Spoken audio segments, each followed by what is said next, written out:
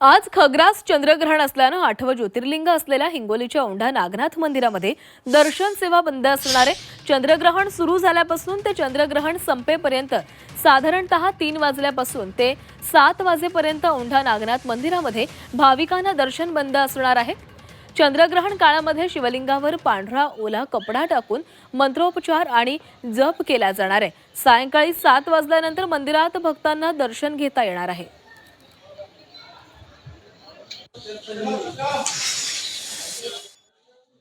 ग्रस्तोदित खग्रास चंद्रग्रहण आहे।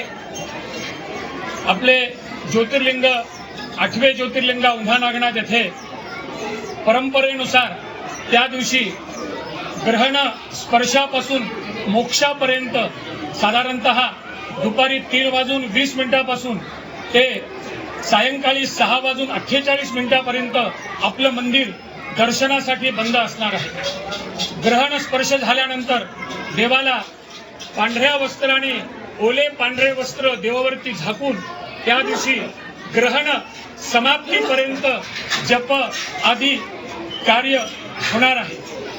दर्शनासाठी हे मंदिर साधारणतः संध्याकाळी 6:48 पर्यंत बंद असणार आहे।